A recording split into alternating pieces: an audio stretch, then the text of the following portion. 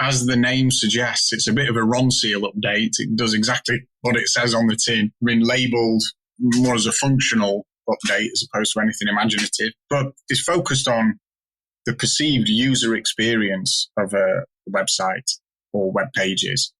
And it's going to be a core ranking factor. So it's an update that could potentially have impact on the ability of your site to rank. Welcome to the Milk Bottle Shopify podcast, brought to you by Milk Bottle Labs, one of the world's top-rated Shopify experts. Thanks for taking the time to join us. Our founder, Keith Matthews, interviews merchants, developers, fellow agency owners, and Shopify folk to share as many Shopify tips and tricks as possible. From our base in Ireland, Milk Bottle Labs upgrade, migrate, manage, and advise some of the highest performing Shopify stores worldwide. This podcast is kindly supported by our favourite Shopify app and the only app we install in every store, Rewind.io, the leading backup solution for your Shopify store. Now over to your host, Keith Matthews. Hi there. Welcome back to the Milk Bottle Shopify e-commerce podcast. Today we are going to discuss the Google Page Experience Update, which was announced last year by Google, and it's what is referred to as an announced update. And when Google make an announced update, that means every website owner, e-commerce store owner needs to listen. So today I'm delighted to be joined by Dan Kavanagh. Dan runs a SEO and AdWords agency, and he's based in Sheffield in the UK. So here goes. Dan, how are you? I'm well, thank you, Keith. How about yourself? I'm not too bad, Dan. Bank holiday weekend this weekend. Indeed. It's Easter week, so we have a short one. Thank you very, very much for your time. Thanks for inviting us. Absolute pleasure. I've been thinking about it for a long time. I think it took us quite a while to arrange it, Dan. What better time to arrange it considering the update that Google are going to push through in the next while? Indeed. Before we kick off with the rest, just give everybody a brief intro in terms of what actually the Google Page Experience Update involves. In brief, it was announced last summer, toward the end of May 2020, by Google, that they were going to be launching this page experience update at some point within the next 12 months or so. And then that got formalized a few months ago that this is going to go live this May in 2021. So the page experience update, as the name suggests, it's a bit of a Ronseal update. It does exactly what it says on the tin. I mean, labeled more as a functional update as opposed to anything imaginative, but it's focused on the perceived user experience of a website or web pages. And it's going to be a core ranking factor. So it's an update that could potentially have impact on the ability of your site to rank. The primary aim of the update is to reward websites that offer a consistent and seamless user experience. Okay, that's good. And it's really important in terms of e-commerce and Shopify because many of the listeners will have apps installed on their store, which will, I suppose, interfere with that page experience. And of course, you'll go into that in more detail. But look, before we get into the boring stuff, I'm only joking. It's not boring. It's really, really important. But oh no, it really is quite boring to most people, Keith. So I fully accept that. It's boring, but it's also, revenue impacting. And I think that any Shopify store owner or business owner that doesn't understand, I suppose, the complexity and the importance of this update, they really need to prepare for it. So we get to that. But before I pressed record there, we had a little bit of a laugh over football. You're a Sheffield United fan, are you? Keith, you can't bring that up on the actual podcast. You know I'm a Wednesdayite. We are in the doldrums.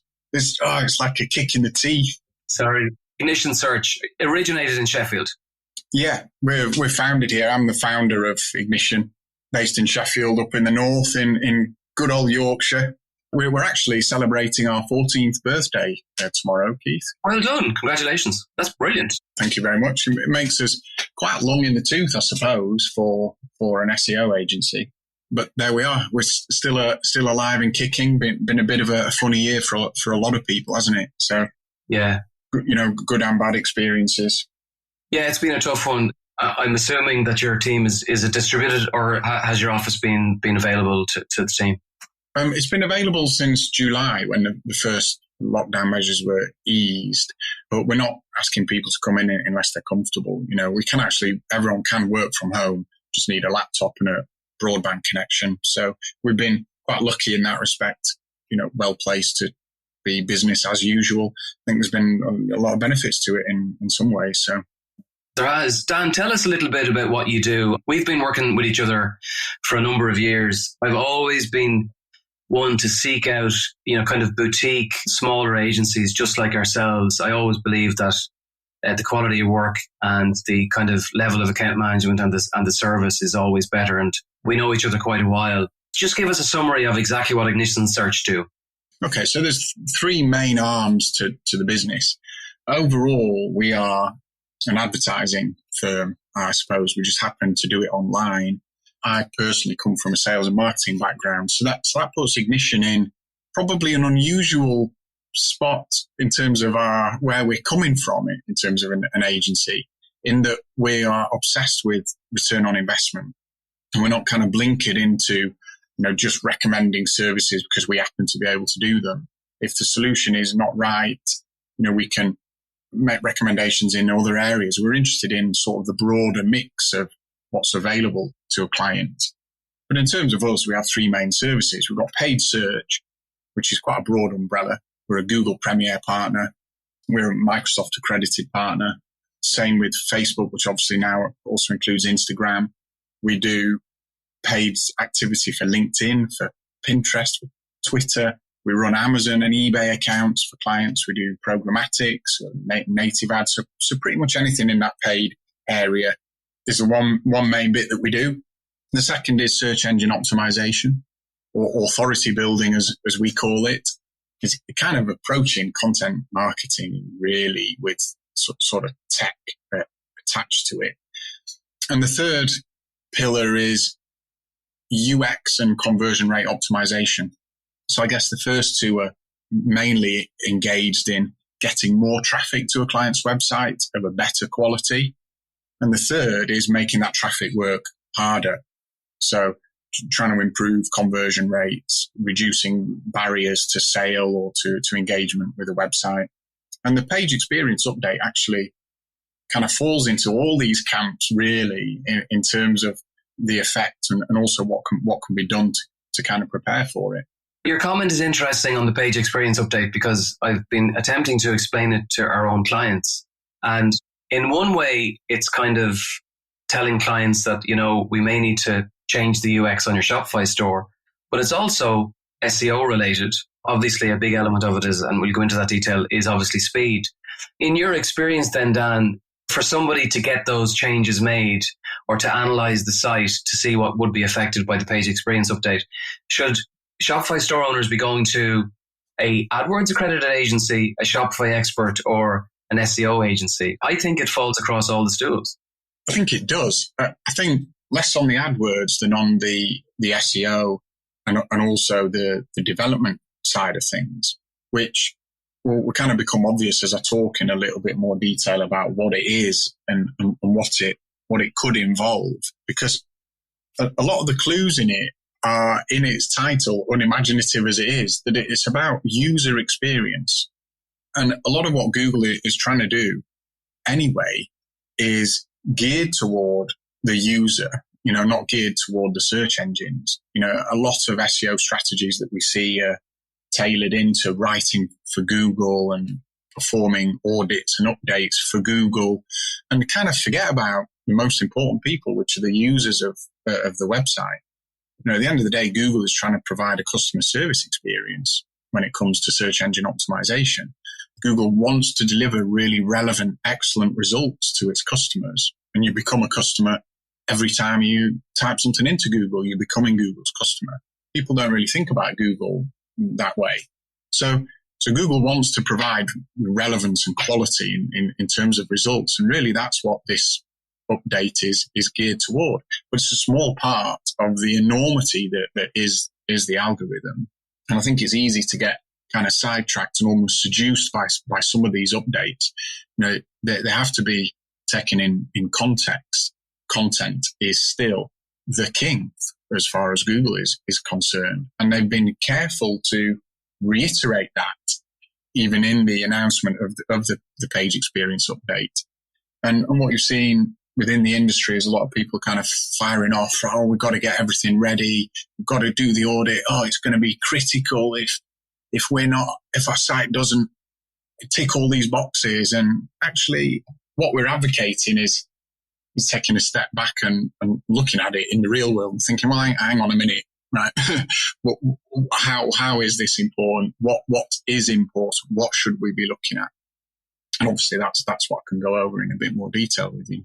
So just before we kick off on that, this is what Google refers to as an announced update. Yeah. Can you just kind of describe to the listeners the difference between an update, which Google just says, oh, just to let you know we made an update, versus an update which they've virtually given people 8 or 9 months advance notice?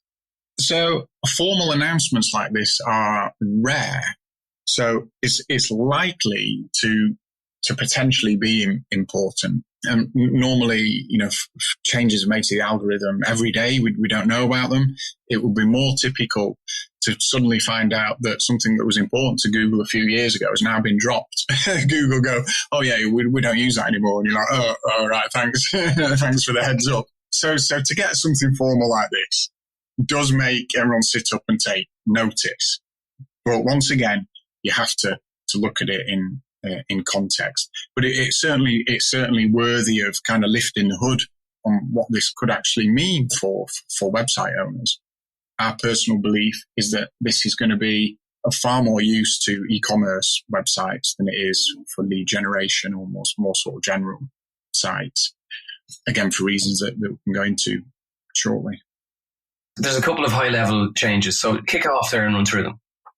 Okay, so the first question I suppose is, what is page experience, right? So the short answer is, how does a user perceive their experience of a web page? Because a lot of this is kind of subliminal. But the common things that you might look at are, is it mobile friendly? Is it on HTTPS? Does it, how fast does it load? Are there intrusive ads? Does content jump around? All this kind of could hinder or help an experience when you're on a page. And often, actually, when you have a seamless experience on a website, you kind of don't notice that all the time and effort that must have gone into giving you that experience. It almost feels wasted because no one kind of goes, oh, that was absolutely amazing. You're more likely to have a bad experience and then, moan about it. I think, oh, God, why are you asking me for shipping? I've just done that on the previous page, or it's taking you back instead of going forward, and you're getting really frustrated with it. Unfortunately, I know that there's a thing is a lot of people at the moment are trying to come off Amazon and go to, more, local suppliers or whatever it might be. But then finding that just the simple act of buying something on this site is so frustrating that we're kind of going back to Amazon and buying it because it's easy. And Amazon invests an enormous amount of cash in providing that seamless, easy to use experience, just really easy to buy stuff. And some of that will be on, it really loading quickly, buttons working, that first click, there's no lag, images are sharp, they're loaded from the server as opposed to in the CSS or whatever it is. And you're just flowing through. It's easy. That really is page experience in a nutshell. Let's take a short break and I'll share the one app we install on every Shopify build. The team at Rewindio have developed the leading backup solution for Shopify. Did you know there is no way of recovering lost data from a Shopify store? Rewindio automatically backs up your store data. In the event of a data loss, usually due to human error, Rewind enables you to rewind your store back to its previous state. It's so simple and is used by some of the world's leading Shopify agencies, such as Kurt Elster of EtherCycle and Kelly Vaughan at the Tap Room. If your store is gaining traction, you may have multiple users making changes. Often store owners allow team or app developers enter a store to add code. Sometimes mistakes happen and data gets deleted. You can reduce your business risk today and prevent a costly catastrophe by installing the Rewindio app on your Shopify store.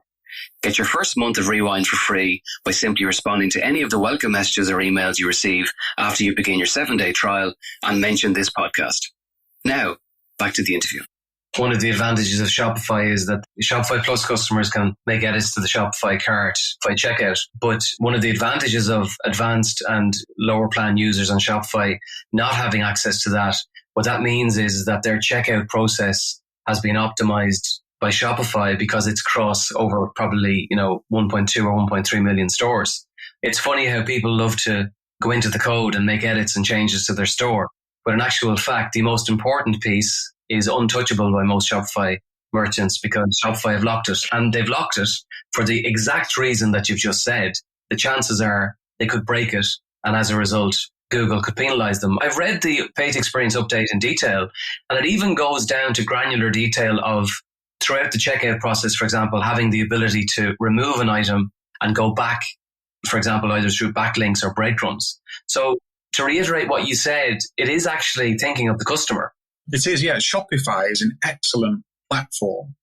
Does really well in page speed. And as you've just described, a lot of the sort of almost the basic settings of it are attuned to ease of use. A lot of clients who kind of tinker with the CMS and they're thinking they're improving and tailoring and making their site unique. Actually, they're unwittingly sort of slowing things down or messing with their user experience without really realizing. Absolutely. So one of the problems with Shopify is the ease of adding apps, Popups, for example. So a couple of really popular pop-ups at the moment are reviews showing that a customer has just left a review, showing that a customer in Sheffield has just made a purchase. Yeah. There's a pop-up then to join the loyalty program. Most users, a lot of Shopify store owners will try to gather email through email collection, whether that be through an email provider like Klaviyo or MailChimp or Privy. So if you look at those examples, are they being directly targeted by this update? I wouldn't say directly, but they kind of classify as interstitials. Okay, so one of the elements of a good user experience is not having annoying pop-ups. So if they are done right, they have their place. But again, you don't want them to mess with sort of visual stability. For example, if the act of loading that interactive element suddenly makes the page jump around and you've clicked on it by accident or something, then that could go against the site in regard to this update, but also outside of Google and all the rest of it is just could become annoying. So again, it needs thinking about how you're going to deploy that. A good place to start is the core web vitals. Just on that, is there 3 or 4 headline elements that you're going to talk about, just so I know? Yes, exactly. So there's 3 kind of main elements of core web vitals, which you can now access to get this exact information about your website. It should be added to the website owner's suite of tools that are now in their armory to check this exact thing. Core web vitals include real-world kind of user-centered metrics that give scores to aspects of your pages. This includes things like load time, interactivity, and stability of content as it loads.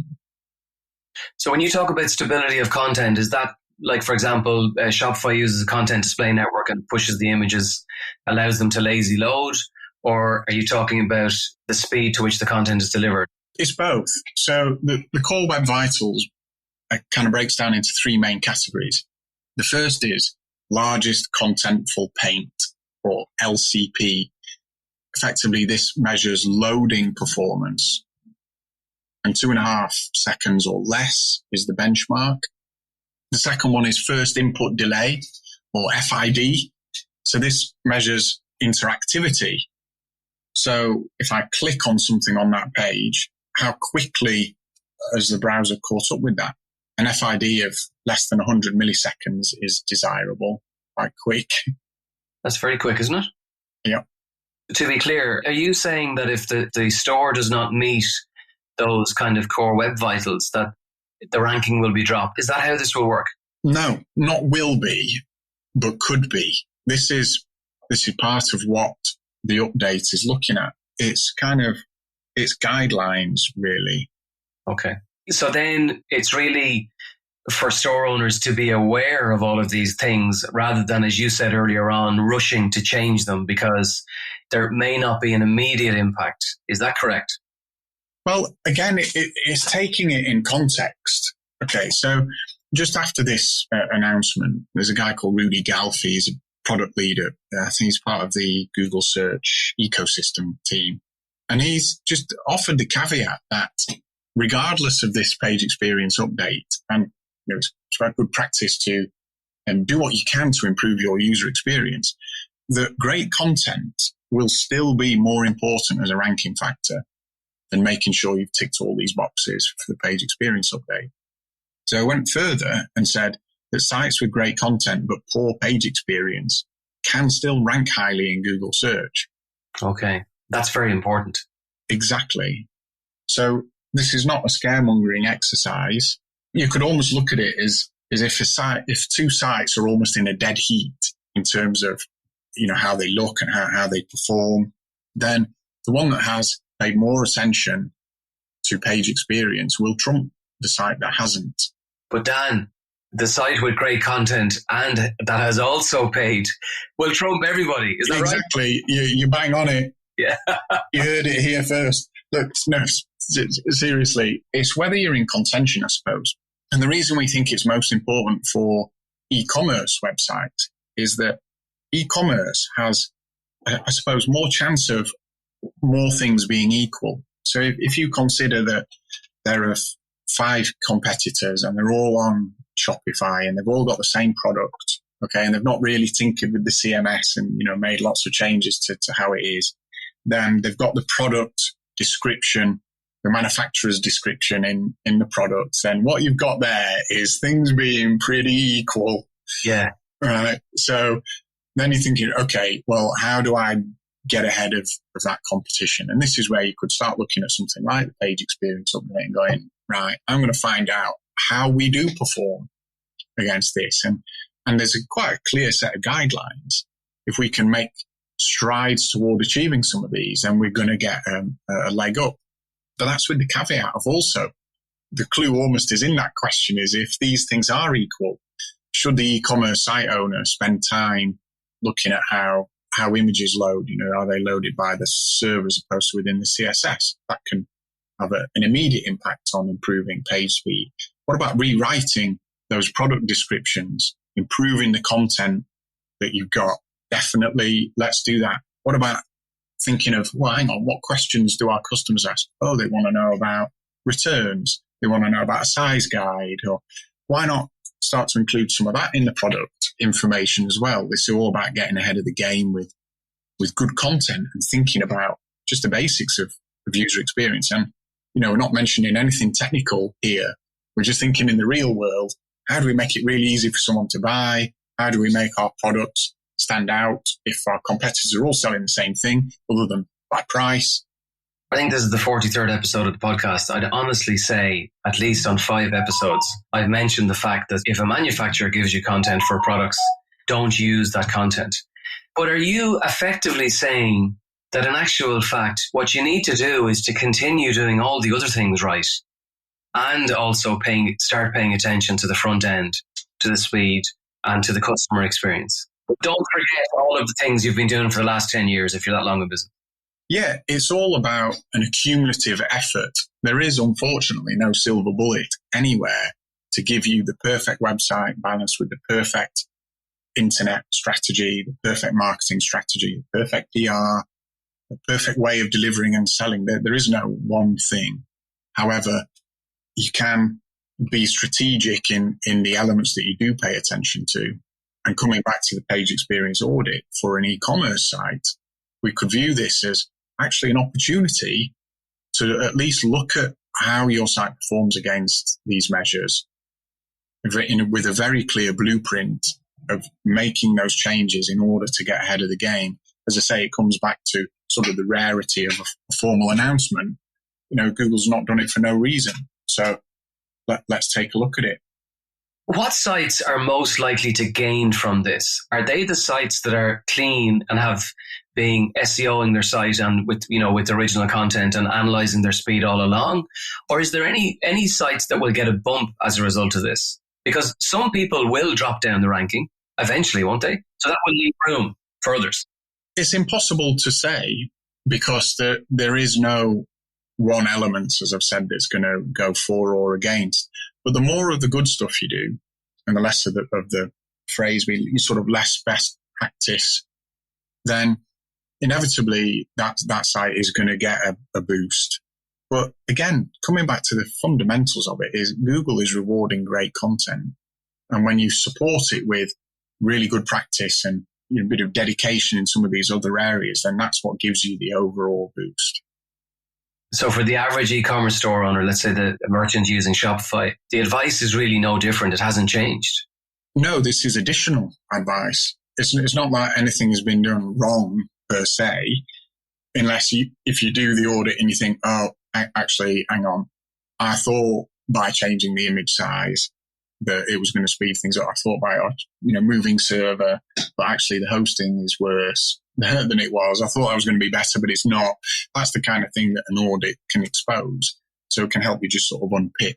I suppose gives you a bit of direction is what you should be aiming at. When you talk about the audit then, can you just explain then what your team is doing for customers that approach you, or what are you doing to, as a kind of an assessment? Or you're obviously looking at standard SEO practices, and then you're looking at all of the detail that Google has given you. Is that right? Yeah, exactly that.